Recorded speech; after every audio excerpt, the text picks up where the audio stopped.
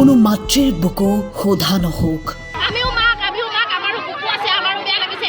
এনেকুৱা আৰু যাতে কেতিয়াও নহওক, কোনো মাতৃৰ বুকু সোধা নহওক। আমি অনুৰোধ কৰিছোঁ আইন প্ৰশাসনক, দোষীক এনেকুৱা দৃষ্টান্তমূলক শাস্তি দিয়ক, যাতে আৰু এজন পুৰুষে এনেকুৱা মহিলাক হাত তুলিবলৈ 10 বাৰ ভাবিব।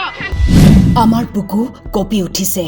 আমি হাত জোৰ কৰিছোঁ, আমি এজনী মহিলা হয়, সকলো মহিলা ওলাই আহিছোঁ। কিয় আমাৰ বুকুখন কঁপি উঠিছে? সেইটো কাৰণে আমি ওলাই আহি ইয়াত চিঞৰিবলৈ আহিছোঁ। হাজাৰ হাজাৰ মানুহ পদূলিত।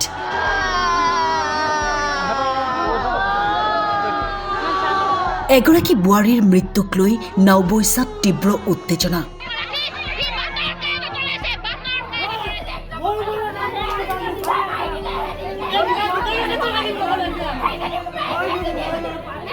চাৰি বছৰ পূৰ্বে পাপু হাজৰিকাই বিয়া কৰাই আনিছিল লখিমপুৰৰ লেচাই গাঁৱৰ গীতাশ্ৰী দত্তক।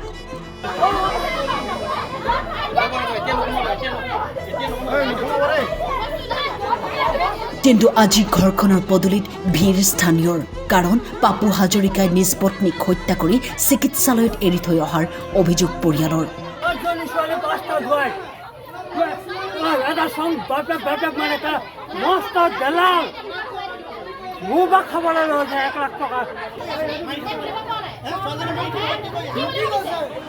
বৃহস্পতিবাৰে সন্ধিয়া 8মান বজাত পাপু হাজৰিকাই পত্নীক হত্যা কৰি নাওবৈচা চিকিৎসালয়ত এৰি থৈ যোৱাৰ গুৰুতৰ অভিযোগ পৰিয়ালৰ।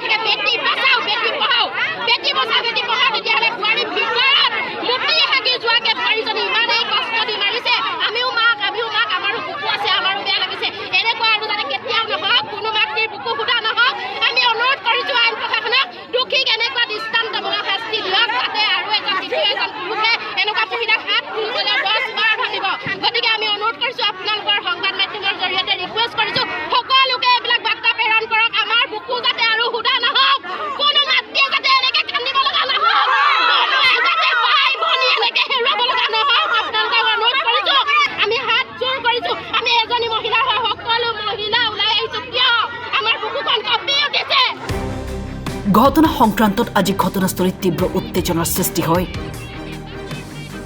লখিমপুৰ জিলাৰ আৰক্ষী অধীক্ষক ঘটনাস্থলীত উপস্থিত হৈছে। সমগ্ৰ ঘটনাৰ বুজ লৈ আৰম্ভ কৰিছে তদন্ত। তদন্তত ওলাই পৰিব কি হৈছিল বোৱাৰী গীতাশ্ৰীৰ লগত, কোনে কিয় হত্যা কৰিছিল, কোন কোন জড়িত ঘটনাৰ সৈতে।